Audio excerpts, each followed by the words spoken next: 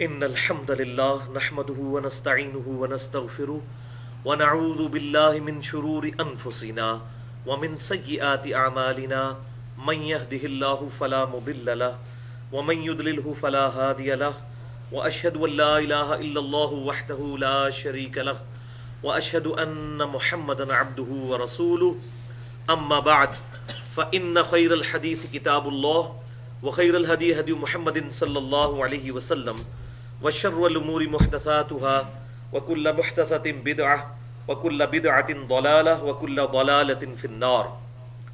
أعوذ بالله السميع العليم من الشيطان الرجيم من همزه ونفخه ونفثه. بسم الله الرحمن الرحيم. رب اشرح لي صدري ويسر لي أمري واحلل عقدة من لساني يفقهوا قولي. بسم الله الرحمن الرحيم. إن الله وملائكته يصلون على النبي يا أيها الذين آمنوا صلوا عليه وسلموا تسليما. اللهم صل على محمد وعلى آل محمد كما صليت على إبراهيم وعلى آل إبراهيم إنك حميد مجيد. اللهم بارك على محمد وعلى آل محمد كما باركت على إبراهيم وعلى آل إبراهيم إنك حميد مجيد.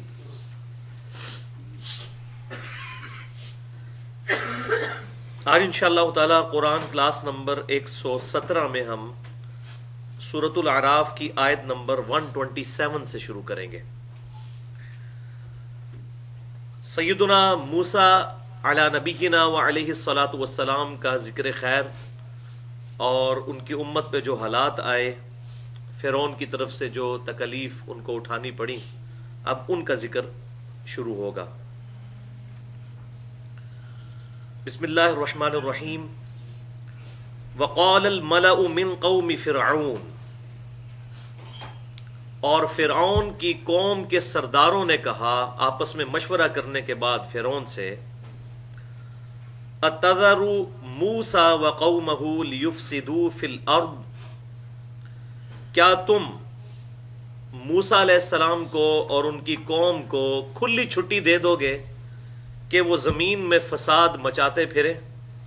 یہ ہے وہ چیز جس کو کہتے ہیں چور بھی کہے چور چور. اب ان کی سرداری پڑ گئی تھی خطرے میں، تو اب دیکھیں الفاظ کتنے استعمال کر رہے ہیں جیسے وہ بہت بڑے کوئی امن کے دائی ہیں اور پیشوا ہیں. وہ کہتے ہیں کہ اے فرعون، تو اجازت دے گا موسیٰ اور اس کی قوم کو علیہ السلام کہ وہ زمین میں فساد مچاتے پھریں؟ وَيَذَرَكَ وَآلِهَتَكَ، اور تجھے بھی چھوڑ دیں اور تیرے جو جھوٹے الہ سو کالڈ ان کو بھی چھوڑ دیں. ایک خدا واحد کی وہ دعوت دیتے ہیں،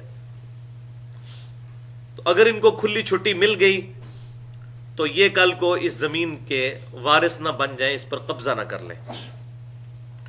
اب فرعون کو بھی ذرا غیرت آئی. اچھا، اس سے یہ بات بھی پتہ چل گئی کہ فرعون نے جو دعوی خدائی کیا تھا تو وہ ساتھ ساتھ کوئی اور الہ بھی تھے ایک سے زیادہ جن کی وہ بھی پوجا کرتا تھا. اور بیسیکلی اس کا جو خدائی کا دعویٰ تھا وہ یہ تھا کہ یہ مصر کی جو حکومت ہے یہ میرے پاس ہے اور میں اس کا مالک ہوں، یعنی خداؤں کا ریپریزنٹیٹو ہوں دنیا پہ.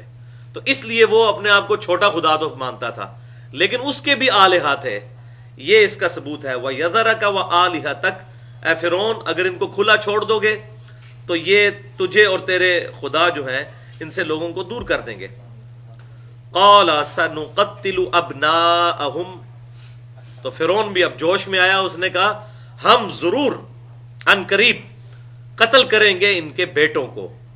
ونستحیی نساءہم، اور چھوڑے رکھیں گے، زندہ چھوڑ دیں گے ان کی بیٹیوں کو. وَإِنَّا فَوْقَهُمْ قَاهِرُونَ، اور بے شک ہم ان کے اوپر غالب تو ہیں ہی ہیں، یہ ہماری غلام قوم ہے جو ان کے ساتھ مرضی کریں. اب یہ دوسرا موقع بنی اسرائیل کی تاریخ میں آیا تھا کہ جب ان کے ساتھ یہ معاملہ ہوا. ایک موقع وہ تھا کہ جب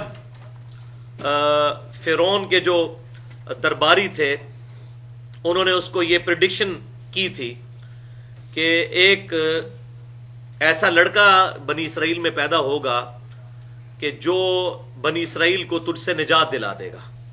تو اس وقت بھی اس نے اس بچے سے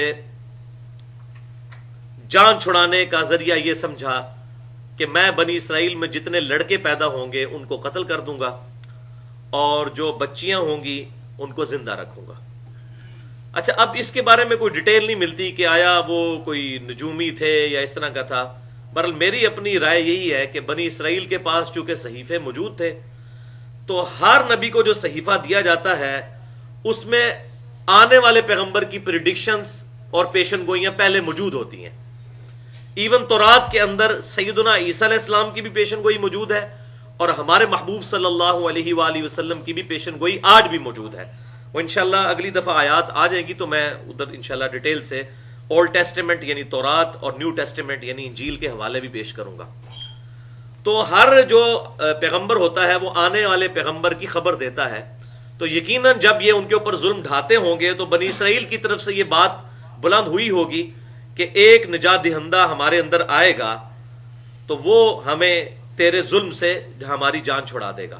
بس وہی باتیں ان کے کانوں میں پڑ گئی ہوں گی، تو یہ اس کا غالب گمان ہے۔ باقی قرآن اس معاملے میں خاموش ہے کہ یہ ان تک خبر کیسے پہنچی تھی۔ تو یہی مین سورس ہے، اللہ تعالیٰ کی جو وحی کی خبریں ہیں وہ آگے اس طرح پہنچتی ہیں۔ بالکل اسی طریقے سے آپ صلی اللہ علیہ وسلم کی آنے کی پیشن گوئیاں جو ہے وہ پہلے سے ہی مشرکین عرب میں مشہور تھیں، قرآن پاک میں بھی اس کا ذکر موجود ہے۔ اور مشرکین عرب جب مارا کرتے تھے یہودیوں کو، اوس اور خزرج کے قبائل، جنگجو قبائل، تو اس وقت یہودی ان سے کہا کرتے تھے کہ پیغمبر آخر الزمان کا وقت قریب ہے، جب وہ دنیا میں آئیں گے تو ہم ان کے ساتھ مل کر تمہارے خلاف قتال کریں گے اور اس وقت پھر ہم تم پر غالب آئیں گے، ابھی تو تم ہمیں مار لیتے ہو۔ لیکن اللہ کا کرنا کیا ہوا کہ اوس اور خزرج جنہوں نے بار بار یہودیوں سے یہ دھمکیاں سنی ہوئی تھیں کہ ان کے اندر ایک ایسا پیغمبر آنے والا ہے کہ جو ان کو نجات دلائے گا اور عرب پہ اس کی حکومت ہو جائے گی، تو جب آپ صلی اللہ علیہ وسلم نے دعوی نبوت کیا تو سب سے پہلے اوس اور خزرج نے وہ ایمان قبول کر لیا۔ تو وہ ہدایت جو کہ ڈائریکٹلی یہودیوں کے پاس موجود تھی وہ سبب بن گئی اوس اور خزرج کی ہدایت کا، لیکن ان یہودیوں کو ہدایت نہیں ملی، آپس کی ضد کی وجہ سے انہوں نے بات قبول نہیں کی۔ تو اس طریقے سے جب بھی کوئی نیا نبی آتا ہے تو جو پہلے نبی گزرا ہوتا ہے وہ اس کی بشارت کرتا ہے۔ اسی بنیاد پہ ہم یہ کہتے ہیں کہ غلام احمد قادیانی اگر پیغمبر ہوتا تو اس کتاب میں اس کا ذکر ضرور موجود ہوتا کہ وہ پیغمبر آئے گا اس دنیا میں، کیونکہ یہ کتاب اگلی کتابوں کی تصدیق کرنے والی ہے، اللہ کی وحی ہے، جبکہ اس کے الٹ اس قرآن میں ملتا ہے۔ یہ دعویٰ کہیں نہیں ملتا۔ قرآن پاک تو سٹارٹ ہی اس بات سے کرتا ہے، بسم اللہ الرحمن الرحیم، ایمان والوں کی نشانیاں، الذین یؤمنون بالغیب ویقیمون الصلاۃ ومما رزقناہم ینفقون، اس کے بعد والذین یؤمنون بما انزل الیک، ایمان والے وہ ہیں کہ جو ایمان لاتے ہیں اس پر جو نازل ہوا اے محبوب صلی اللہ علیہ وسلم آپ کی طرف، وما انزل من قبلک، اور جو نازل ہوا آپ صلی اللہ علیہ وسلم سے پہلے، یعنی اولڈ ٹیسٹیمنٹ یا نیو ٹیسٹیمنٹ یا ابراہیم علیہ السلام کے جو گاسپلز تھے یا موسیٰ علیہ السلام کے گاسپلز، ان کے صحیفے، ان پر ایمان لاتے ہیں۔ وبالآخرۃ ہم یوقنون، اور آخرت پر وہ پکا یقین رکھتے ہیں۔ تو یہ بڑا اچھا موقع تھا کہ اللہ تعالیٰ بتا دیتا کہ آپ پر بھی ایمان لاتے ہیں، آپ کی طرف جو کتاب نازل ہوئی اس پر بھی ایمان لاتے ہیں، آپ سے جو اگلے انبیاء گزرے ان پر بھی ایمان لاتے ہیں، اور جو آپ کے بعد نبی آئے گا اس پر بھی ایمان لاتے ہیں۔ اور پھر وہ آیت جو ہے وہ بالکل کلیئر کٹ ہے، ما کان محمد ابا احد من رجالکم ولکن رسول اللہ وخاتم النبیین، سورۃ الاحزاب کی آیت نمبر 40۔ اور اس کے ثبوت میں بخاری اور مسلم میں کتنی احادیث ہیں کہ آپ صلی اللہ علیہ وسلم خاتم بھی ہیں اور خاتم بھی ہیں، نبوت کی مہر بھی ہیں اور سلسلہ نبوت کو ختم فرمانے والے بھی ہیں۔ اور مہر ہمیشہ ڈاکومنٹ کے اینڈ پہ لگتی ہے، جب کوئی ڈاکومنٹ کنکلوڈ ہوتا ہے تو اس کے اینڈ پہ لگتی ہے مہر، سٹیمپ، جو اس بات کا ثبوت ہوتی ہے کہ اب اس کے بعد اس میں کوئی اور چیز ایڈ نہیں ہو سکتی۔ وہ جرم ہوتا ہے جب ڈاکومنٹ پہ سٹیمپ لگ جائے، اس کے بعد اس میں ایک فقرہ بھی نہیں لکھا جا سکتا، جیسے جج بھی سٹیمپ لگا کے پھر فیصلہ سنا کے قلم توڑ دیتا ہے۔ تو خاتم بھی ہیں، ختم نبوت آپ صلی اللہ علیہ وسلم پر ہوئی، اور خاتم بھی ہیں۔ بہرحال اس حوالے سے جو ٹیکنیکل گفتگو ہے، جو قادیانیوں کا سٹانس ہے، اس کو میں نے ایڈریس کیا ہے مسئلہ نمبر 40 کے نام سے اہل سنت پاک .com پر، 35 منٹ کی میری گفتگو ہے۔ تو اس حوالے سے ان تک خبریں پہنچی تھی، تو انہوں نے قتل و غارت کا یہ طوفان برپا کر دیا تھا بنی اسرائیل میں۔ دوسرا موقع بنی اسرائیل کی تاریخ میں یہ آیا جب سیدنا موسیٰ علیہ السلام نے دعوت پیش کی، تو اب ان کو یہ ڈر ہوا کہ موسیٰ علیہ السلام جو ہے یہ اپنی سٹرینتھ نہ یہاں اکٹھی کر لیں، تو اس کا طریقہ یہ ہے کہ ہم ان کے لڑکوں کو قتل کر دیں اور لڑکیوں کو زندہ چھوڑ دیں، کیونکہ مین پاور جو ہوتی ہے لڑائی کے لیے وہ تو مرد ہوتے ہیں، لڑکیوں نے کیا، عورتوں نے کیا لڑنا ہوتا ہے۔ تو اب انہوں نے یہ دوبارہ قتل عام شروع کیا۔ اب جب قتل عام شروع ہوگا، دین کے راستے میں مشکلات اٹھانی پڑیں گی، قتال کی سختیاں جھیلنی پڑیں گی، تو ظاہر ہے اس کے لیے صبر کی ضرورت ہے۔ تو موسیٰ علیہ السلام نے پھر اپنی قوم کو پہلے یہ بات بتا دی۔ وقال موسیٰ، اور موسیٰ علیہ السلام نے کہا لقومہ، ان کی قوم سے، استعینوا باللہ واصبروا، اللہ کی مدد چاہو اور صبر کرو۔ ان الارض للہ، بے شک یہ زمین تو ہے اللہ کی، یورثھا من یشاء من عبادہ، وہ جسے چاہتا ہے اپنے بندوں میں سے وارث بنا دیتا ہے اس زمین کا۔ فرعون اس وقت اس زمین پر مالک بنا ہوا ہے، لیکن حقیقی مالک وہ نہیں ہے۔ یہ اس وقت تک اس کی ملکیت ہے جب تک اللہ چاہے گا، آزمائش کے طور پر۔ زمین اس کی ہے، وہ تمہیں بھی کل کو مالک بنا سکتا ہے۔ والعاقبۃ للمتقین، اور اگر دنیا میں مالک نہ بھی بنائے، دنیا میں تکلیف اٹھانی بھی پڑے، تو آخرت تو اللہ کے ہاں صرف پرہیزگاروں کے لیے ہے۔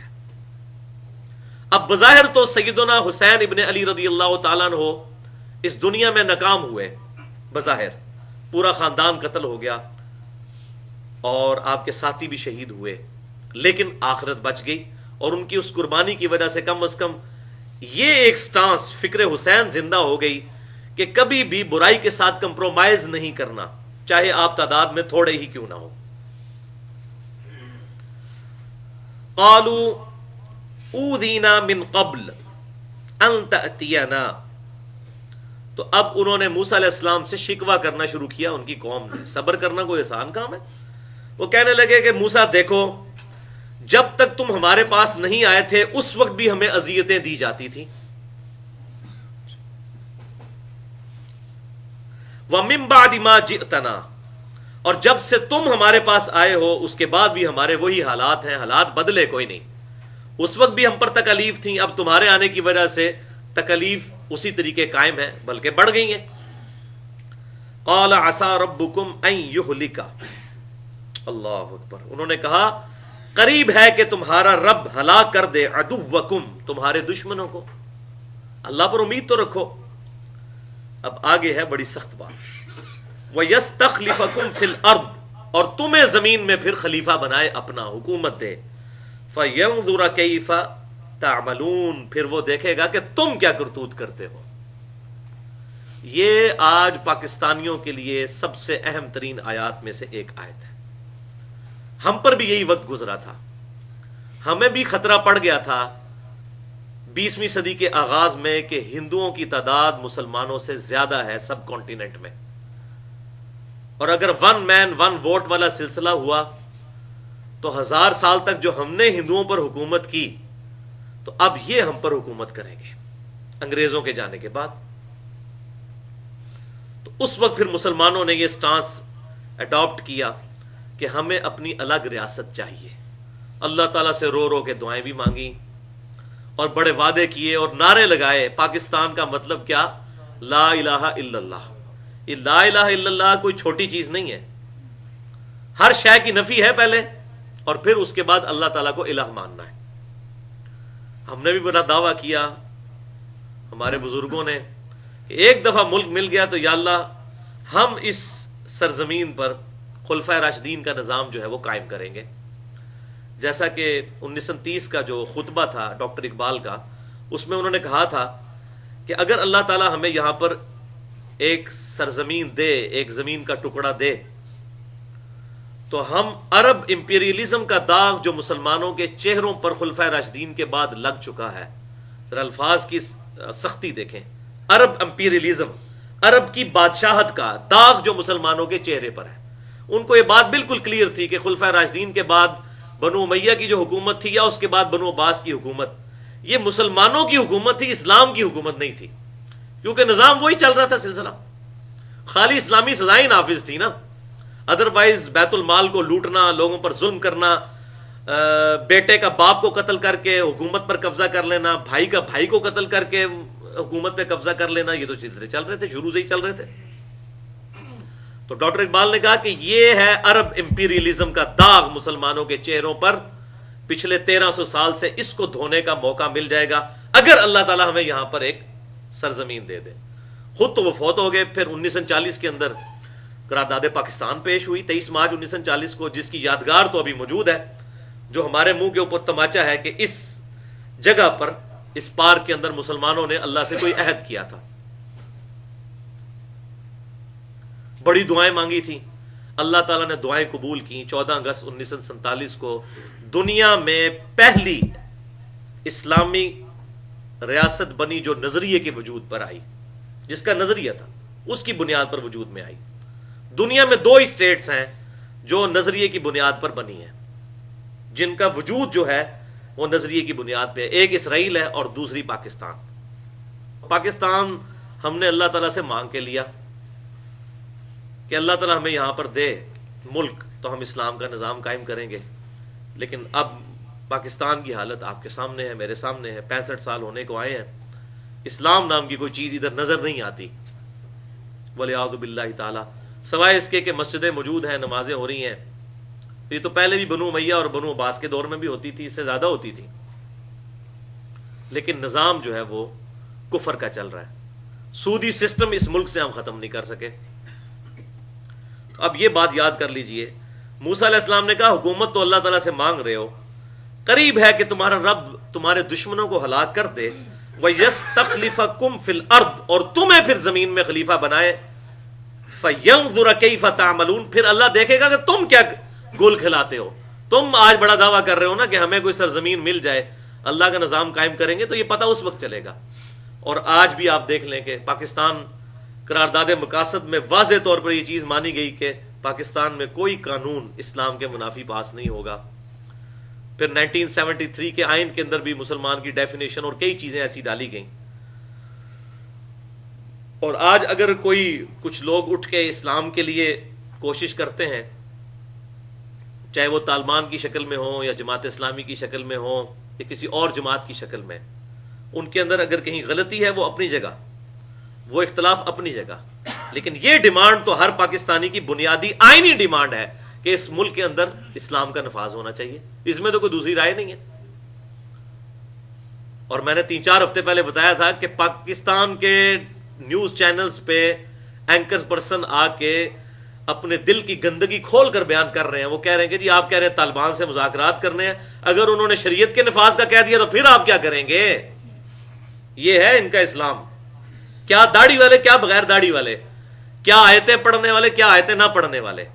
تو ان کے دل کی گندگی کھل کے سامنے آ گئی، کنارے کنارے پہ چلنا چاہتے ہیں. اور ظاہر ہے یہ انسانی کمزوری ہے، یہ کوئی آج کا مسئلہ تو نہیں ہے. اگر صحابہ کرام علیہم رضوان ہزاروں کی تعداد میں موجود ہوں اور یزید جیسا حکمران آ کے مسلمانوں پہ بیٹھ جائے تو آج بھی کوئی بعید نہیں ہے. آج کے مسلمان تو ان سے بہرحال کافی گئے گزرے مسلمان ہیں. لیکن یہ جرت کرنا، اس طریقے سے اسلام کا مذاق اڑانا، یہ پہلے کبھی نہیں ہوا. انڈیویجول لیول پہ ضرور حکمران غلطیاں کرتے رہے، لیکن اتنی جرت کسی کی کہ وہ اسلام کی شریعت کا مذاق اڑائے، یہ پہلے کبھی نہیں ہوا تھا. وَلِعَوْذُ بِاللَّهِ تَعَالَى. فَيَنْظُرَ كَيْفَ تَعْمَلُونَ، پھر اللہ دیکھے گا کہ تم کیا گل کھلاتے ہو، کیا عمل کرتے ہو. وَلَقَدْ أَخَذْنَا آلَ فِرْعَوْنَ بِالسِّنِينَ، اور بے شک ہم نے پکڑ لیا فرعون کو قحط سالی کے ساتھ. وَنَقْسٍ مِّنَ الثَّمَرَاتِ، اور پھلوں کی پیداوار میں نقصان کے ساتھ. لَعَلَّهُمْ يَذَّكَّرُونَ، تاکہ وہ نصیحت حاصل کریں. یہ پورا فلسفہ پہلے گزر چکا ہے پچھلے لیکچر کے اندر کہ اللہ تعالیٰ جب بھی قوموں میں انبیاء کرام علیہ السلام کو مبعوث کرتا تھا تو ان میں چھوٹی چھوٹی آزمائشیں بھیجتا تھا تاکہ لوگ اللہ تعالیٰ کی طرف پلٹ آئیں. یہ اللہ تعالیٰ کی سنت رہی ہے. اور سورہ السجدہ کی 21 نمبر آیت ہے وَلَنُذِيقَنَّهُم مِّنَ الْعَذَابِ الْأَدْنَىٰ دُونَ الْعَذَابِ الْأَكْبَرِ لَعَلَّهُمْ يَرْجِعُونَ، ہم اس قیامت کے بڑے دن کے عذاب سے پہلے انہیں دنیا کی زندگی میں بھی تکلیف دیں گے، چھوٹے عذاب کے ٹکڑے بھیجیں گے تاکہ یہ ہماری طرف پلٹ آئیں.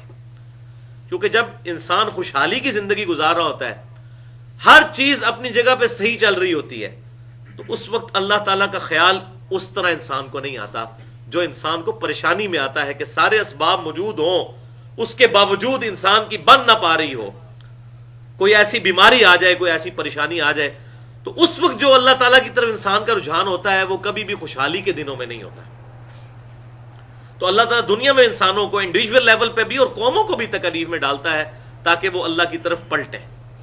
اگر آج ہم اس تکلیف سے گزر رہے ہیں تو اس کا سب سے پہلا ہمیں رزلٹ یہ نکالنا چاہیے کہ رجوع اللہ کیا جائے، بجائے کہ یہ ہم اس طریقے سے اپنی اکانومی درست کر لیں گے، فلاں چیز یوں کر لیں گے، یوں کر لیں گے.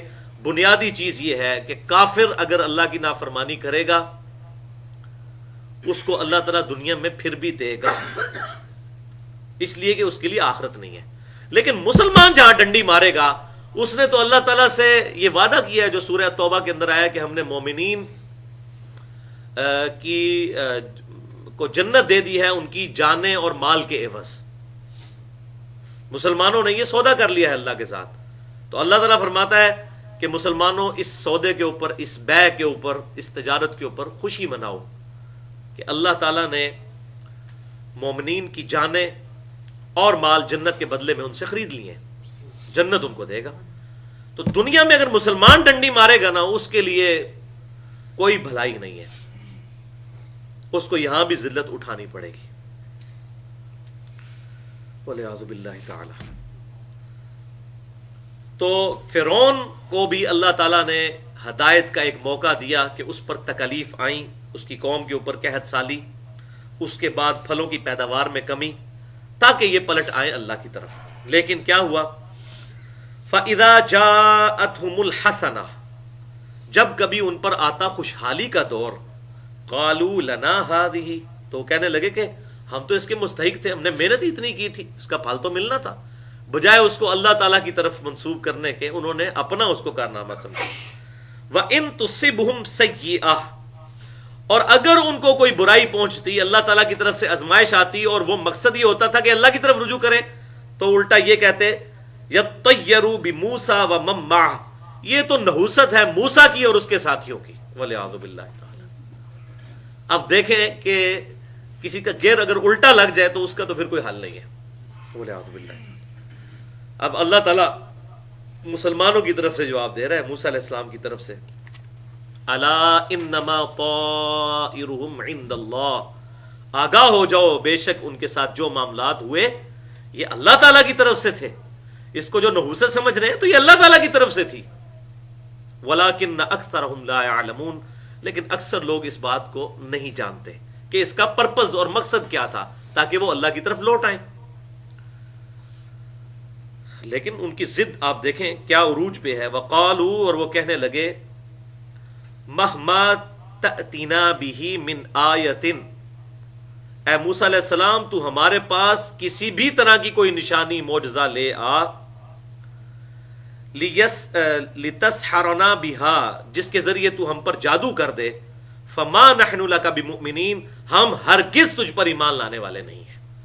یعنی وہ معجزات کو کہنے لگے یہ تو ہم پہ جادو کرتا ہے، تو جس قسم کا مرضی جادو کر لے، ہم محکم ہے اپنے عقائد کے اوپر، ہم ایمان لانے والے نہیں.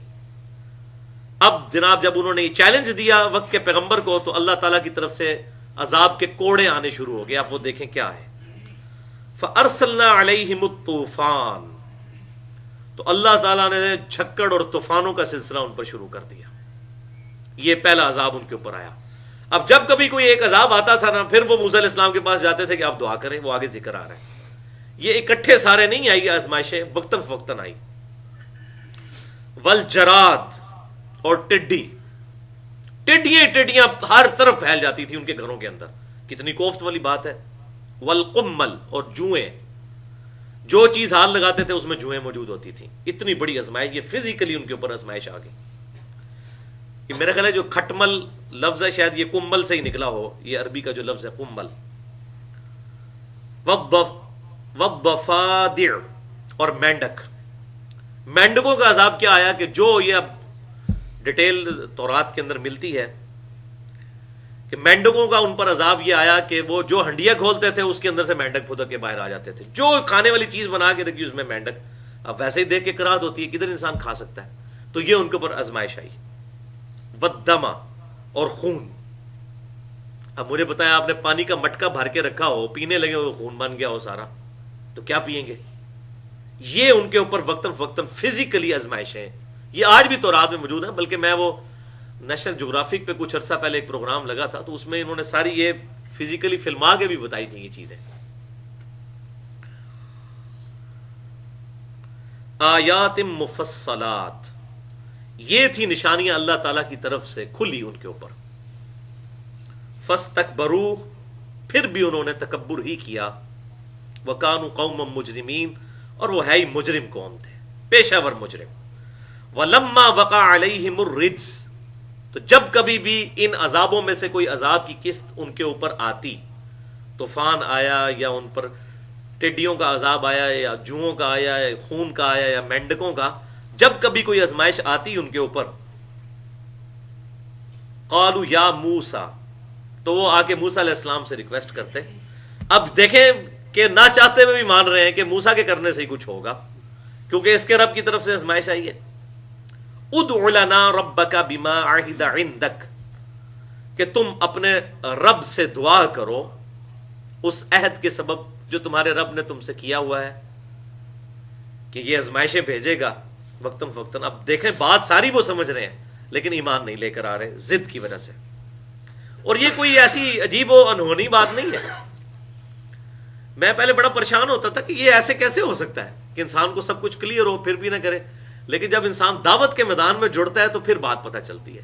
آپ لوگوں کو واضح طور پر کسی بھی اہل سنت کہلوانے والے تینوں گروہ, بریلوی, دیوبندی, اہل حدیث, سلفی, کسی سے پوچھے کہ بھائی اہل سنت کی بنیادی حدیث کی کتابیں کون سی ہیں قرآن کے بعد, تو کہیں گے جی صحیح بخاری اور صحیح مسلم. اسی وقت بخاری اور مسلم سے آپ کھول کے نماز کا چیپٹر ان کو دکھائیں کہ بھائی نماز کا طریقہ بخاری اور مسلم میں تو یہ لکھا ہوا ہے, تو اسی ٹائم پھر ماننے سے انکار کرتے ہیں. تو یہ خالی بس دعوی ہے. یہ تو حالانکہ ایمان والے لوگ ہیں, وہ تو ایمان بھی لائے ہوئے تھے. یہ تو اس سے بڑا جرم ہے کہ بندہ ایمان بھی لائے, اس کے باوجود انسان بغاوت کے اوپر اتر آئے, والعیاذ باللہ تعالی. تو کہنے لگے کہ اے موسیٰ, جو تیرے رب نے تیرے ساتھ عہد کیا ہوا ہے اس عہد کی وجہ سے تو اپنے رب کے حضور دعا کر. لئن کشفت عنا الرجز, کہ اگر تو ہٹا دے گا ہم سے عذاب, لنؤمنن لک ولنرسلن معک بنی اسرائیل, تو ہم ضرور تیری بات مان لیں گے یا تجھ پر ایمان لے آئیں گے اور ضرور بھیج دیں گے بنی اسرائیل کو تیرے ساتھ. وہی جو آتے ہی فرعون کے دربار میں سیدنا موسیٰ علیہ السلام نے ڈیمانڈ رکھی تھی کہ بنی اسرائیل کو میرے حوالے کر دو. یہ تقریباً 6 لاکھ کے قریب بنی اسرائیل کے لوگ انہوں نے غلام بنائے ہوئے تھے. اس کی میں نے ہسٹری پچھلی دفعہ بتا دی تھی. تو انہوں نے کہا بس یہ ایک دفعہ یہ تکلیف دور ہو جائے تو یہ ہو جائے گا. فلما کشفنا عنہم الرجز, پس جب ہم دور کر دیتے ان سے, اللہ تعالیٰ نے کہا اپنی طرف اس کو منسوب کیا کہ ہم دور کر دیتے ان سے وہ عذاب, الی اجل ہم بالغو, ایک مقررہ میعاد تک جس کو وہ پہنچنے والے ہوتے تھے. اذ ہم ینکثون, تو فوراً وہ اپنا عہد توڑ دیتے. ان کے لیے اللہ نے میعاد مقرر کی تھی کہ اتنے لمبے پیریڈ کے لیے ان پر یہ تکلیف رکھنی ہے, لیکن اس سے پہلے ہی دعا کرواتے اس وعدے کی بنیاد پر کہ ہم ایمان لے آئیں گے, یہ بات مان لیں گے, بنی اسرائیل کو موسیٰ علیہ السلام کے ساتھ بھیج دیں گے. لیکن اللہ تعالیٰ فرماتا ہے وعدہ کر کے پھر توڑ دیتے. اب آ رہا ہے اللہ تعالیٰ کی طرف سے ڈیوائن ڈیسیژن, فانتقمنا, تو پھر ہم نے بھی ان سے انتقام لیا. الفاظ کی آپ سختی دیکھ لیں. ظاہر ہے کہ جس قوم کو اتنی دفعہ آزمایا جائے اس کو تو ایمان لے آنا چاہیے, پہلے نہیں تو دوسرے, دوسرے نہیں تو تیسرے, تیسرے نہیں تو چوتھے عذاب کے بعد ان کو یقین آ جاتا کہ واقعی موسیٰ علیہ السلام جس رب کی طرف بلا رہے ہیں وہ حق ہے, کیونکہ ہمارے سارے جو الہ ہم نے جھوٹے کھڑے ہوئے ہیں وہ مل کے بھی ہمیں اس تکلیف سے دور نہیں کر سک رہے کہ جو تکلیف موسیٰ علیہ السلام کا رب دور کر رہا ہے. تو ان کو اپنی اسٹرینتھ کا اسی وقت اندازہ ہو جانا چاہیے تھا. تو اب اللہ تعالیٰ کا غصہ بھی بالکل جسٹیفائی ہے. پس ہم نے انتقام سے لیا, ان سے انتقام لیا, فاغرقناہم فی الیم, اور ان کو ہم نے غرق کر دیا سمندر کے اندر.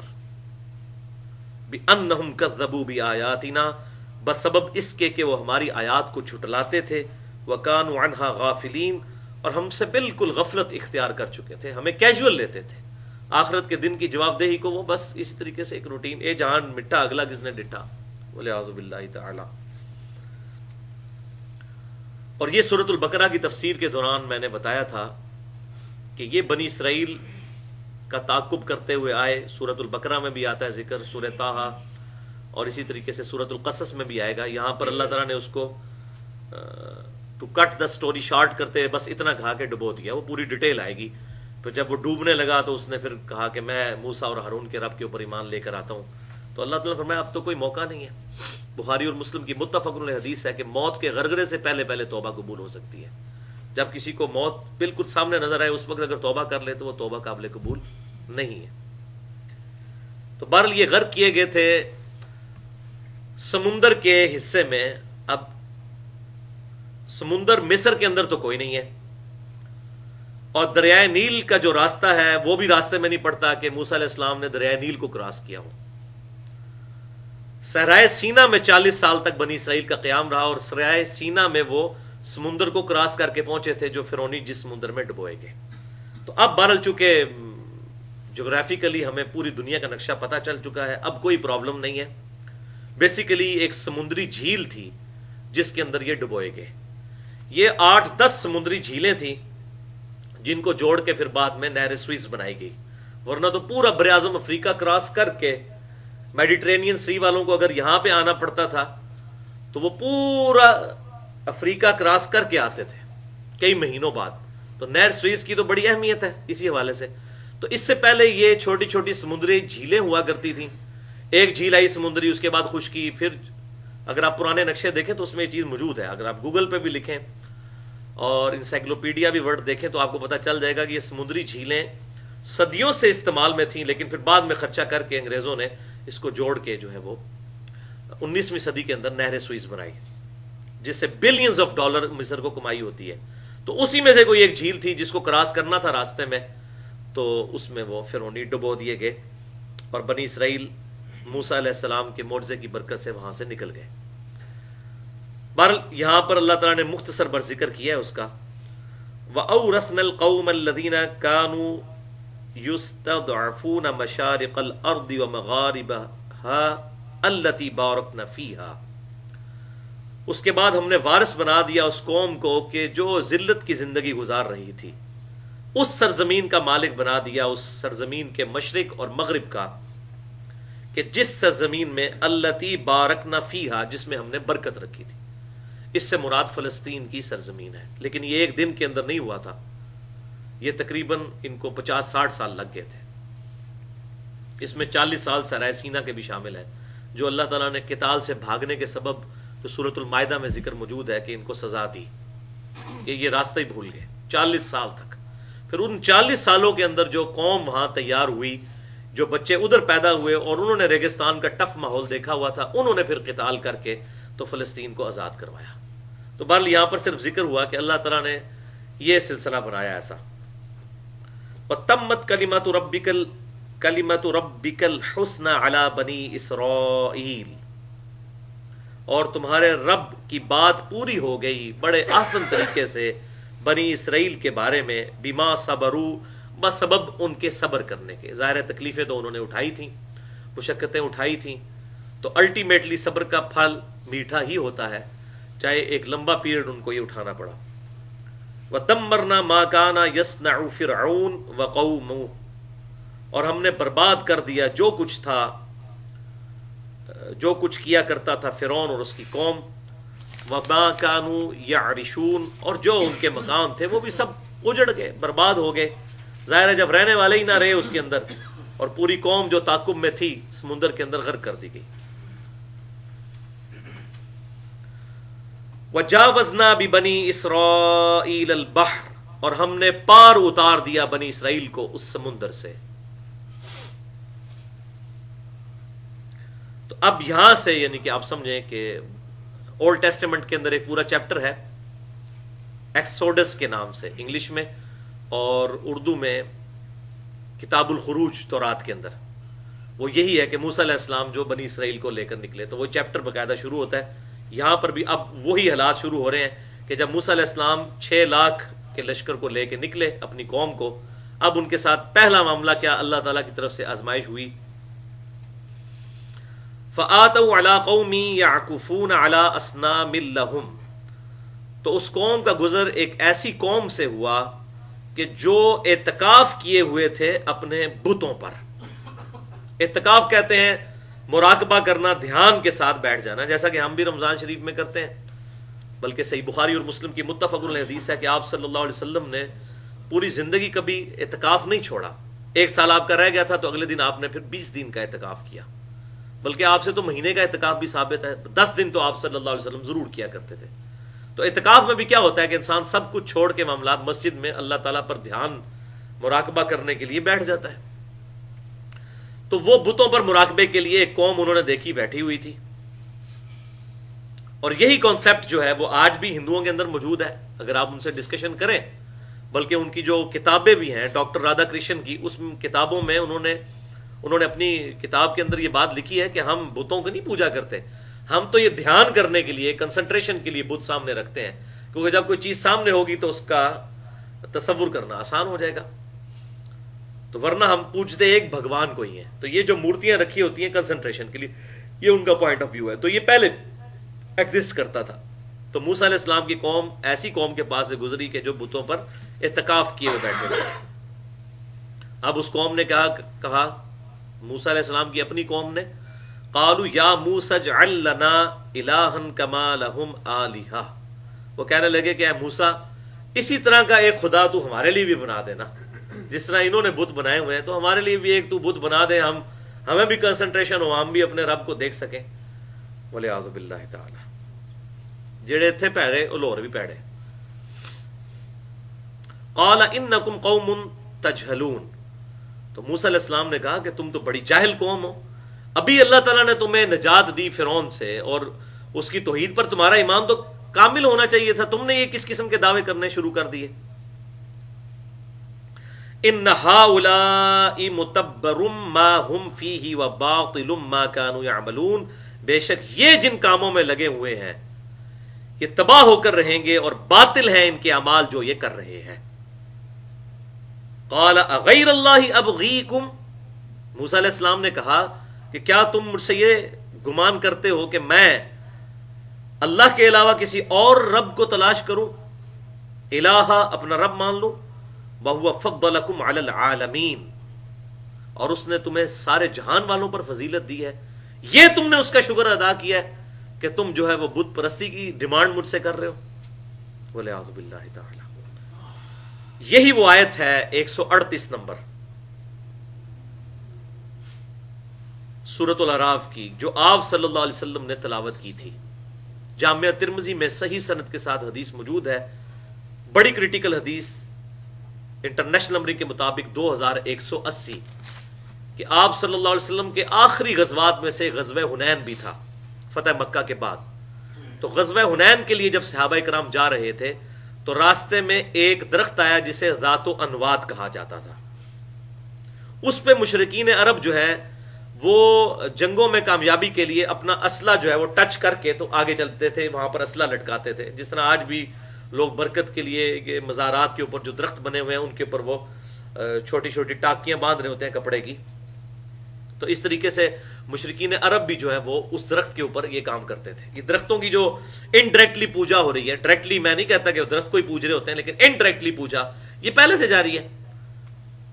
تو صحابہ کرام میں سے بھی ظاہر ہے کہ سارے تو اس طریقے سے کامل الایمان تو نہیں تھے، نیو مسلمز بھی تھے جن کی ابھی اتنی برین واشنگ نہیں ہوئی تھی۔ ان میں سے کسی نے کہہ دیا یا رسول اللہ صلی اللہ علیہ وسلم آپ ہمارے لیے بھی کوئی اس طرح کا درخت بنا لیجئے برکت والا جہاں پر ہم اپنا اسلحہ لٹکا لیا کریں۔ اللہ اکبر، امام الموحدین سے ڈیمانڈ کیا ہو رہی ہے، اور حضور صلی اللہ علیہ وسلم کے صحابی، ابھی تو بات ہو رہی تھی موسیٰ علیہ السلام کے صحابہ کی، یا آپ صلی اللہ علیہ وسلم کے صحابی، لیکن ظاہر ہے معاذ اللہ یہ کوئی سابقون الاولون نہیں تھے جو شروع سے جن کے ایمان پختہ تھے، ان کے نہیں، نیو مسلمز۔ ظاہر ہے ہر طرح کے لوگ کسی بھی جماعت کے اندر موجود ہوتے ہیں، کمزور ایمان والے بھی اور پختہ ایمان والے بھی۔ تو آپ صلی اللہ علیہ وسلم جلال میں ہے اور آپ نے کہا سبحان اللہ، اللہ پاک ہے، اور اس میں امپلائڈ تھا عما یشرکون، جو شرک اس کے ساتھ کیا جاتا ہے. یہ عرب کے اندر سبحان اللہ اس وقت بولا جاتا ہے بہت زیادہ حیرت ہو جائے جب کہ یہ بات کیا کر دی. اور پھر آپ صلی اللہ علیہ وسلم نے فرمایا کہ آج تم نے وہی بات کر دی جو موسیٰ علیہ السلام کے ماننے والوں نے کی تھی. اور پھر آپ صلی اللہ علیہ وسلم نے یہ بات پڑھی، یہ آیت آپ صلی اللہ علیہ وسلم نے قرآن پاک کی پڑھی، قالوا یا موسیٰ اجعل لنا الہا کما لہم آلہہ.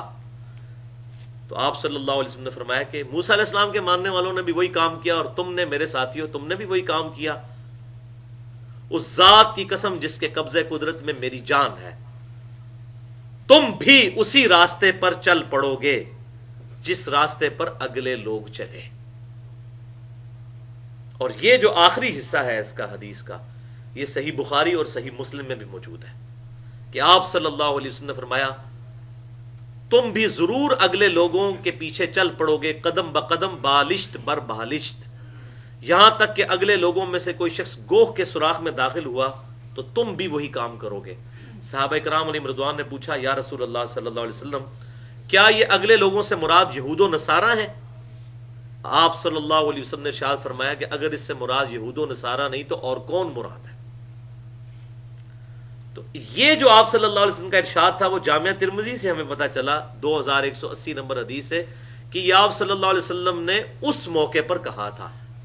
لہٰذا دور حاضر میں بریلوی مکتبہ فکر کے بہت بڑے اسکالر ڈاکٹر آصف اشرف جلالی صاحب جو اپنی پبلک کو یہ دھوکہ دیتے ہیں کہ جی یہ جو آپ صلی اللہ علیہ وسلم کی حدیث ہے بخاری اور مسلم کی کہ تم بھی اگلے لوگوں کی پیروی شروع کر دو گے، اس سے مراد ان کے غلط عقائد کی پیروی نہیں ہے بلکہ اس سے مراد ہے کہ تم بھی وہی فیشن کرو گے جو یہود و نصارہ کرتے ہیں.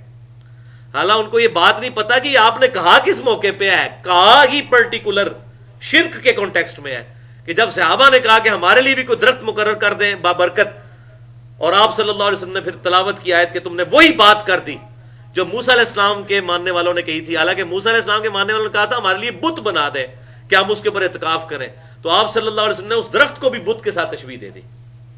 امام الموحدین صلی اللہ علیہ وآلہ وسلم، اتنی احتیاط توحید کے معاملے میں. تو وہ تو آپ صلی اللہ علیہ وسلم نے خود جس موقع پر یہ بات ارشاد فرمائی، اس ارشاد کا جو شان فرمان ہے وہ موجود ہے، اور اسی کو بنیاد بنا کے میں نے تقریباً 25 منٹ کی گفتگو کی ہے اہل سنت پاک .com پر مسئلہ نمبر 8 کے نام سے. مسئلہ نمبر 8، کیا کلمہ گوہ مسلمان بھی شرک کر سکتا ہے؟ کیونکہ بعض لوگوں نے بخاری اور مسلم کی وہ حدیث کہ مجھے تم سے شرک کا خدشہ نہیں بلکہ یہ ڈر ہے کہ تم دنیا کے مال میں پھنس جاؤ گے، اس کی غلط انٹرپریٹیشن کر کے کہا کہ جتنا مرضی تھوک کے حساب سے شرک کر لو، شرک تو ختم ہو چکا ہے. اور پھر دوسری طرف یہ بھی کہتے ہیں کہ اس امت کا ایک گروہ حق پر قائم رہے گا، 72 تو دوزخ میں جائیں گے، یہ بھی کہتے ہیں. تو وہ گارنٹی ایک ہی گروپ کے لیے ہے. واقعی آپ صلی اللہ علیہ وسلم کی یہ فرمان ہے کہ مجھے تم سے خدشہ نہیں. اس وقت وہ ایک گروہ صحابہ کرام کی جماعت تھی، اور صحابہ کرام کے پیٹرن پہ قیامت تک ایک گروہ واقعی ہی شرک سے محفوظ رہے گا. اگلی امتیں تو پوری کی پوری امتیں شرک میں مبتلا ہو جاتی تھیں، لیکن یہ امت توحید ہے. ایک گروپ، ایک گروہ قیامت تک، ایک فرقہ نہیں، ایک گروہ قیامت تک حق پر قائم رہے گا انشاءاللہ تعالی. وہ شرک میں مبتلا نہیں ہوگا، ہاں دنیا کے مال میں پھنس سکتا ہے. بہرحال ادھر میں نے ڈیٹیل کے ساتھ اس پر گفتگو کی ہے. تو موسیٰ علیہ السلام نے کہا کہ تم مجھ سے یہ ڈیمانڈ کرتے ہو کہ میں تمہارے لیے کوئی الہ مقرر کر دوں، اللہ تعالیٰ سے بغاوت کرتے ہو تم، جبکہ اس نے تمہیں سارے جہان والوں پر فضیلت دی ہے، تمہیں چن لیا ہے کہ پیغمبر تمہیں مبعوث کیا. اور اس سے بڑا احسان وَإِذَا أَنْجَيْنَاكُمْ مِنْ آلِ فِرْعَوْنَ، اور وہ وقت بھی یاد کرو جب اس نے تمہیں نجات دی تھی آل فرعون سے. آل فرعون سے مراد فرعون والے. آل کا مطلب اولاد نہیں ہوتا، ہمیشہ آل ہوتا ہے والا. یہ ہے ثبوت، آل فرعون، فرعون کی اولاد نہیں تھی، فرعون والے. تو اس سے یہ بات بھی پتہ چلی جو ہم نماز میں درود شریف پڑھتے ہیں اللہم صلی علی محمد وعلی آل محمد، تو اس سے مراد پوری امت ہے، محمد صلی اللہ علیہ وسلم والے، صحابہ تابعین تبع تابعین قیامت تک. ہاں اہل بیت جو ہیں وہ واقعی وہ ہیں جو آپ صلی اللہ علیہ وسلم کی اولاد سے ہیں، بشرطے کہ وہ صحیح العقیدہ بھی ہوں. انجینئر یونیورسٹی میں میرے ساتھ کلاس فیلو تھا، اس کا نام تھا سید عمران شاہ اور وہ قادیانی تھا. تو اب اس کے پاؤں جمے پھر جا کے سید ہونے کی وجہ سے. جس طرح یہاں ہر ایرے گہرے نتو خیرے کے پیچھے بھاگتے ہیں, وہ جی سید تے ہے نا جی, چاہے جو مرضی کرتوت کرے, تو سید تو قادیانیوں میں بھی موجود ہے. تو یہ بات نہیں ہوتی ہے, بات یہ کہ اس کے کام بھی وہ ہوں. تو آل محمد میں پوری امت داخل ہے. ہاں آپ صلی اللہ علیہ وسلم کی جو اہل بیت ہیں وہ وہی ہے جو اولاد فاطمہ سے ہے. محمد اور آل محمد کا لفظ پرٹیکولر ان کے لیے بھی اور پوری امت کے لیے بھی, اور انڈائریکٹلی قرآن پاک میں بھی اس کا ثبوت موجود ہے. النبی اولا بالمؤمنین من انفسہم وازواجہ امہاتہم, کہ نبی صلی اللہ علیہ وسلم مومنین کی جانوں پر ان کی جانوں سے بڑھ کر حق رکھتے ہیں, اور نبی کی بیویاں امت کی مائیں ہیں. تو جب نبی کی بیویاں امت کی مائیں ہوئیں تو امت کا باپ کون ہوا؟ نبی صلی اللہ علیہ وسلم, پوری امت کے روحانی باپ. تو یہ امت پوری کی پوری جو امت ہے, جو آپ صلی اللہ علیہ وسلم کے پیغمبر ہونے کی تصدیق کر دے, آپ صلی اللہ علیہ وسلم پر جو کچھ نازل ہوا اس کی تصدیق کر دے, تو اس درجے میں آل محمد میں یہ داخل ہے. اور یہ ہے ثبوت آل فرعون. جب تم کو اس نے نجات دی فرعونیوں سے, فرعون والوں سے, تو یہ صحیح ترجمہ کیا ہے پیر کرم شاہ صاحب نے اس کا, فرعونیوں سے. آل فرعون کا ترجمہ انہوں نے کیا فرعونی. تو ہم ہیں محمدی, ہاں نفی شافی مالکی نہیں, ہم ہیں محمدی. تو کاش یہ فرعون والا ہی ترجمہ خود بھی کوئی پڑھ لیتا اپنا. تو بہرحال پیر کرم شاہ صاحب اس معاملے میں کافی حد تک بہتر تھے. انہوں نے اپنے وہ مدرسے کا نام بھی محمدیہ غوثیہ بحری وہ رکھا ہوا تھا, تو محمدیہ انہوں نے لگایا ہوا تھا ساتھ. شاید تھوڑی بہت سمجھ آ گئی ہو اس معاملے میں. یسومونکم سوء العذاب, جو چکھاتے تھے تمہیں عذاب کا مزہ. اور کیا عذاب؟ یقتلون ابناءکم, وہ تمہارے بیٹوں کو قتل کرتے تھے. ویستحیون نساءکم, اور تمہاری عورتوں کو زندہ رکھتے تھے. عورتوں سے پھر خدمت لیتے تھے, نوکرانیاں ہوتی تھی, ان کی باندیاں اور لونڈیاں بن جاتی تھی. وفی ذالکم بلاء من ربکم عظیم, اور اس میں تمہارے رب کی طرف سے بہت بڑی آزمائش تھی تمہارے لیے. اب یہ موسیٰ علیہ السلام ان کو وہ جو اللہ کے احسانات تھے وہ یاد دلا رہے ہیں کہ تم نے اس کے بدلے میں یہ کیا کہ مجھے کہہ رہے ہو کہ ہمارے لیے بھی کوئی بت مقرر کر دیں کہ ہم اس کے سامنے اعتکاف کریں. اب ایک اور بنی اسرائیل کی تاریخ کا واقعہ آ رہا ہے کہ جب موسیٰ علیہ السلام کو اللہ تعالیٰ نے تورات دینے کے لیے کوہ طور پر بلایا تھا. ہمارے پیغمبر صلی اللہ علیہ وسلم پر جو قرآن نازل ہوا یہ اس طریقے سے نہیں ہے کہ آپ کو یہ بندی بندائی کتاب دے دی جائے, بلکہ یہ تقریباً 23 سال کے عرصے میں حالات اور واقعات سرکمسٹانسز کے اوپر قرآن پاک کی آیات نازل ہوئی, اور یہ یونیک کتاب ہے.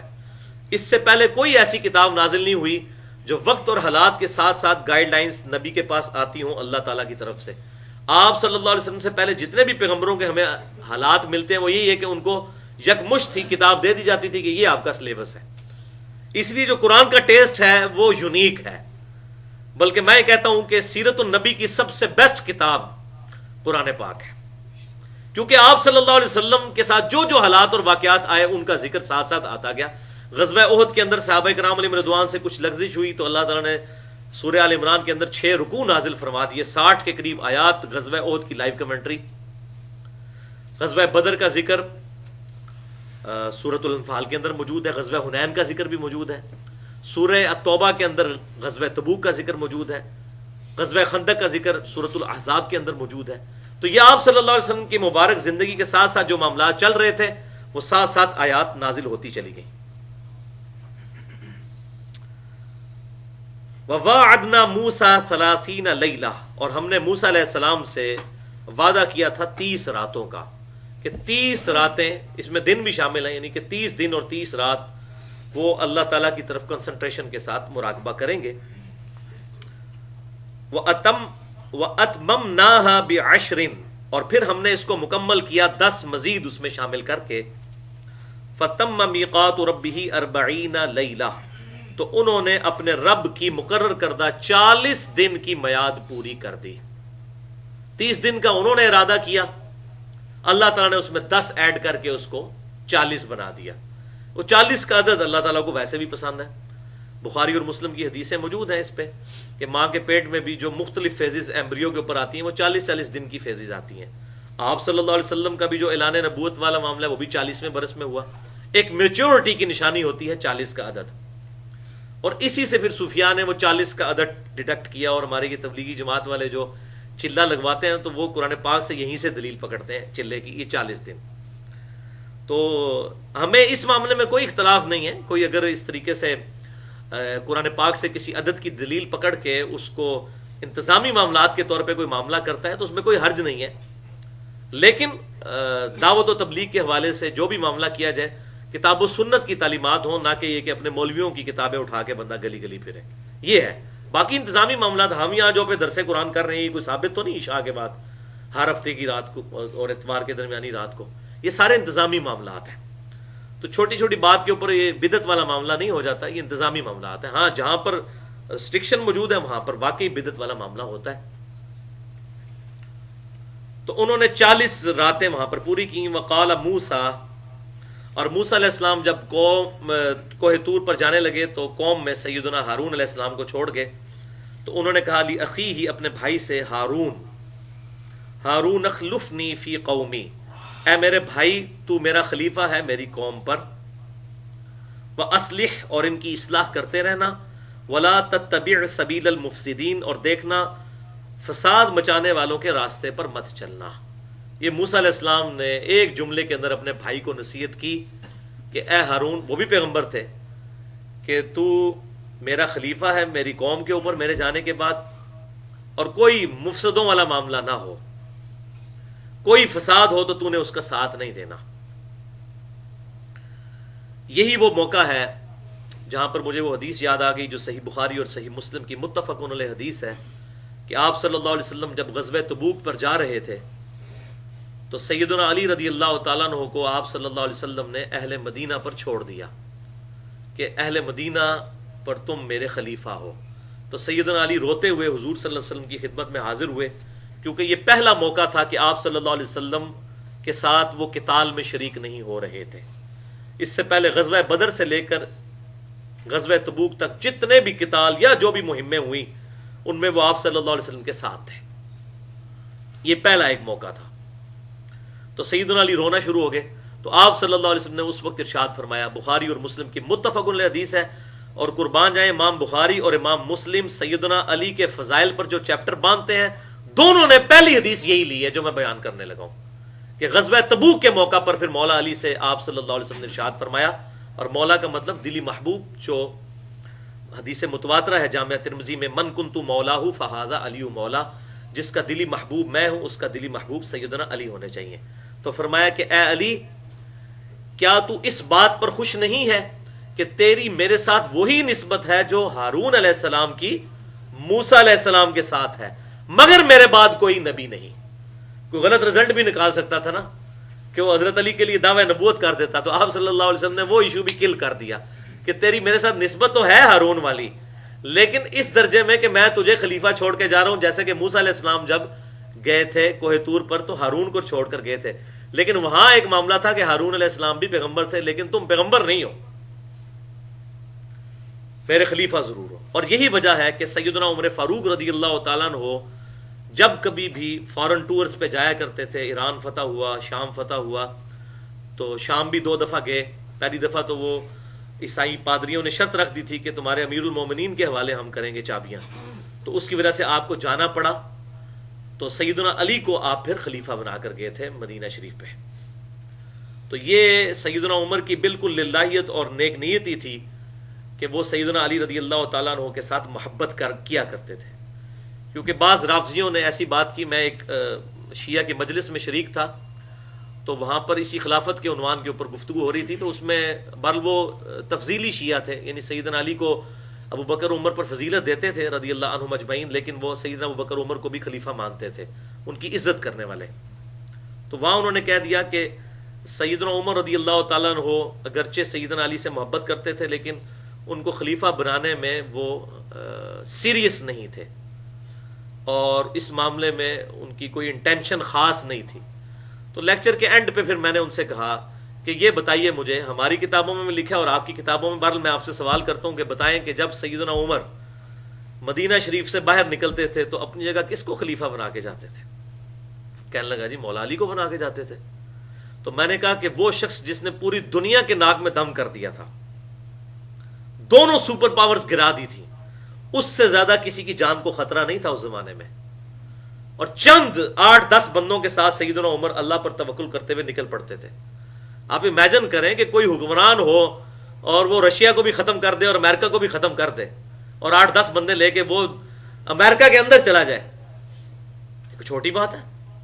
اور اس زمانے کے اندر جب کمیونیکیشن بھی نہیں تھی, اتنا بڑا رسک عین ممکن تھا کہ سیدنا عمر کو شہید کر دیا جاتا راستے میں. آپ کے دشمن بہت تھے, جیسا کہ ایران میں سے یہ غلام نے ابو لولو فیروز مجوسی نے سیدنا عمر کو شہید کیا, تو آپ کے ساتھ یہ حادثہ ہو سکتا تھا.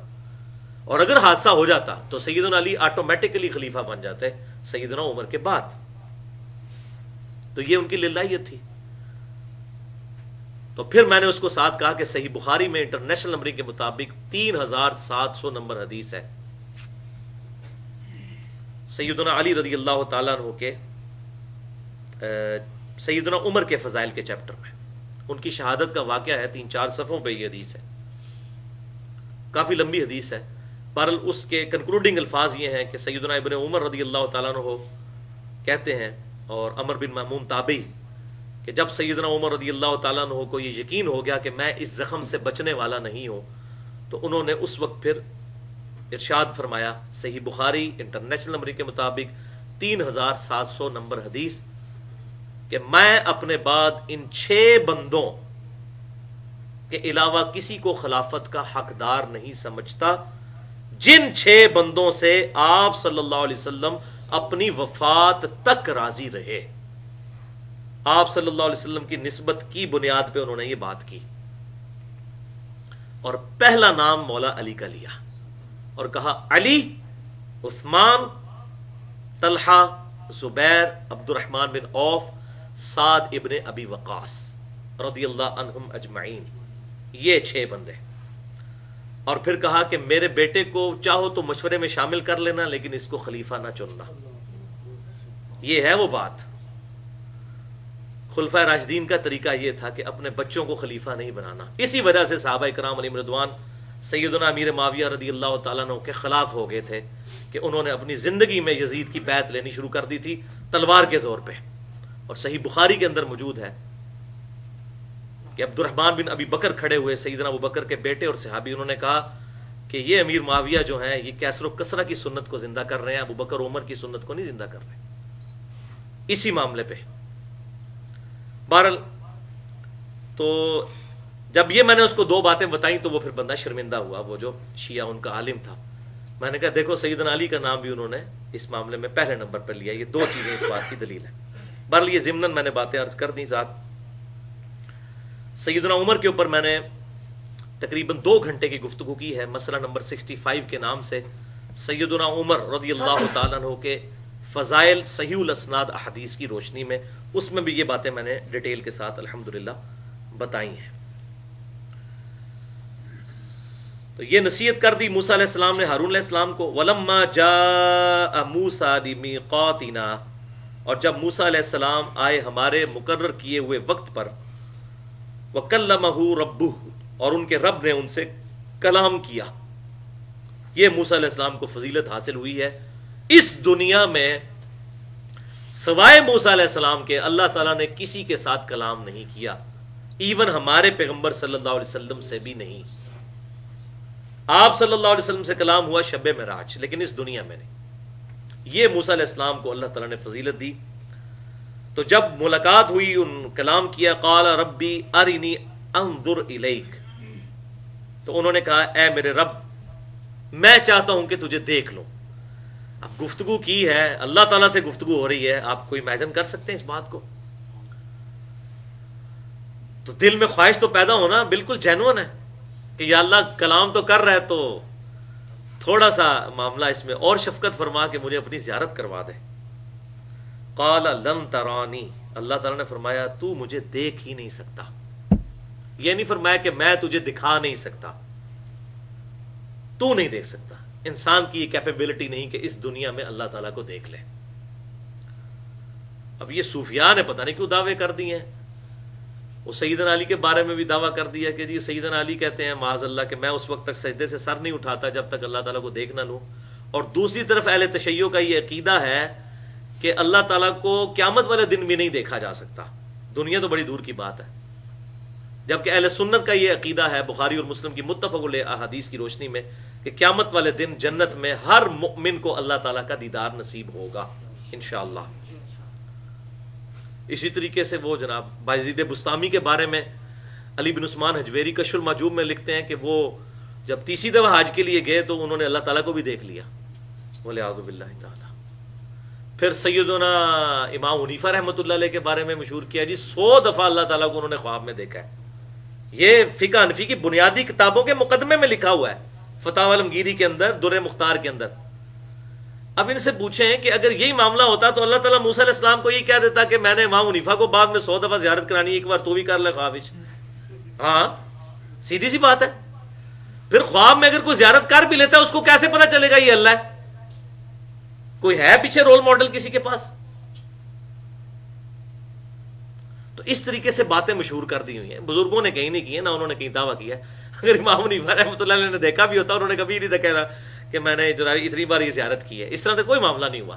بس اپنے بزرگوں کی شان کو بڑھانے کے لیے کوئی بات چھوڑ دی، یہ کر دیا وہ کر دیا. پھر دوسری طرف وہ شیخ عبد القادر جیلانی کے بارے میں بھی وہ واقعہ خود ہی مشہور کیا ہوا ہے کہ جی وہ آسمان پہ کوئی روشنی ظاہر ہوئی تو انہوں نے کہا ہے شیخ عبد القادر جیلانی میں تیرا رب ہوں، تجھے نمازیں معاف یہ معاف. تو انہوں نے لا حول ولا قوت الا باللہ پڑھا تو وہ غائب ہو گیا، وہ شیطان تھا.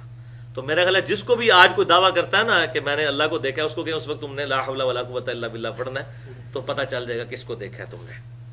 تو بہرحال موسیٰ علیہ السلام کا مرتبہ دیکھ لیں، اولو العزم پیغمبروں میں سے تیسرے نمبر پر. 5 پیغمبر ہیں اولو العزم جو اجماع ہے پوری امت کا.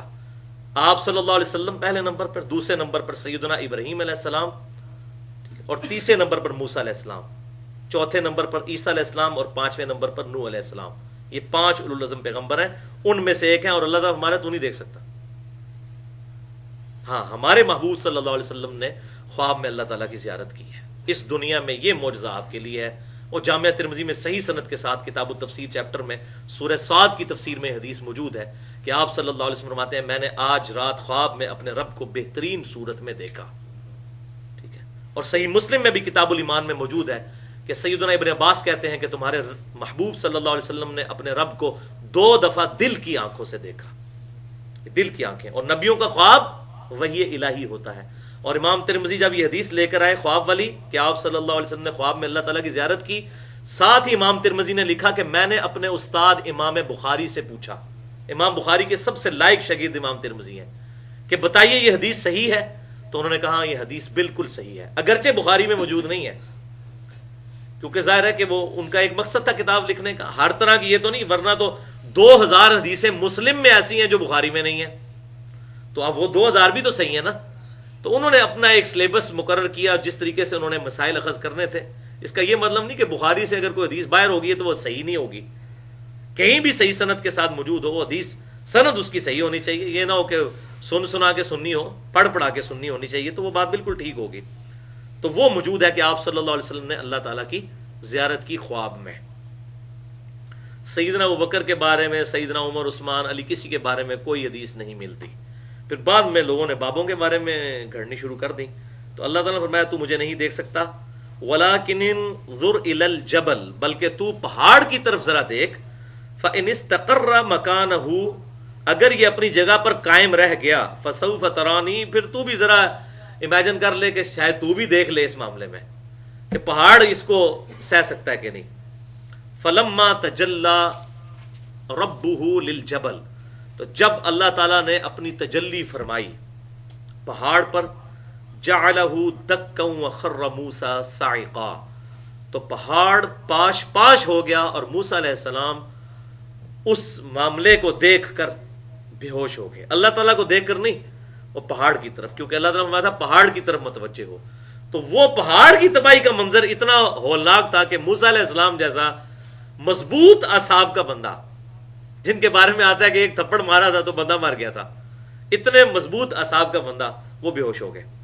فلما افاقا، جب ان کو افاقہ ہوا، اچھا یہ اردو میں بھی استعمال ہوتا ہے افاقہ. قال سبحانک، تو کہنے لگے تو پاک ہے میرے رب. یہ وہی بات کہ جب کوئی ایسا معاملہ ہو جائے جو ناراضگی والا ہو اللہ تعالیٰ کا تو سبحانک، اے اللہ تو پاک ہے. حضرت یونس علیہ السلام نے بھی کہا لا الہ الا انت سبحانک، کوئی معبود نہیں ہے سوائے تیرے، تو تو پاک ہے نا، تجھے تو غلطی ہو نہیں سکتی. انی کنت من الظالمین، مجھ سے غلطی ہوئی ہے مجھے معاف کر دے. یہاں بھی موسیٰ علیہ السلام نے کہا اے اللہ تو پاک ہے، تبت الیک، میں تیری طرف توبہ کرتا ہوں. وانا اول المؤمنین، اور میں سب سے پہلے ایمان لانے والا ہوں، تصدیق کرنے والا بنتا ہوں. اللہ اکبر. باقی انشاءاللہ تعالیٰ اگلی دفعہ ہم اس کو معاملے کو یہیں سے لے کے چلیں گے. یہاں پر تورات پھر ملے گی اور وہ آگے معاملات چلیں گے. بہرحال یہاں پر میں چلتے چلتے ایک بات کر دوں، یہ سیم چیز قرآن پاک کے بارے میں بھی آئی ہے. بسم اللہ الرحمن الرحیم. وَلَوْ أَنزَلْنَا هَذَا الْقُرْآنَ عَلَى جَبَلٍ لَرَأَيْتَهُ خَاشِعًا مُتَصَدِّعًا مِنْ خَشْيَةِ اللَّهِ، اگر ہم اس قرآن کو نازل کر دیتے پہاڑ پر تو وہ پھٹ جاتا اللہ تبارک و تعالیٰ کے اس روب کی وجہ سے، کیونکہ قرآن اللہ کی صفت ہے. کلام جو ہے متکلم کی صفت ہوتا ہے، تو اللہ کی صفت کے اندر یہ خوبی موجود ہے. اور آپ صلی اللہ علیہ وسلم کو اللہ تعالیٰ نے یہ فضیلت دی کہ ایسا کلام جو پہاڑوں پر نازل ہوتا تو وہ ریزہ ریزہ ہو جاتے. ہمارے محبوب صلی اللہ علیہ وسلم کے قلب اطہر کو اللہ تعالیٰ نے اتنا مضبوط بنایا کہ اس قلب اطہر پر 23 سال تک مسلسل یہ قرآن نازل ہوتا رہا. الحمدللہ. اللہ تعالیٰ سے دعا ہے جو حق بات میں نے کہی ہمارے دلوں میں راسخ فرمائے. اگر جذبات میں میرے منہ سے کوئی غلط بات نکل گئی تو اللہ تعالیٰ ہمارے دلوں سے معاف کر دے. سبحانک اللہم و بحمدک، اشہد ان لا الہ الا انت، استغفرک و اتوب الیک، وما علینا الا البلاغ المبین.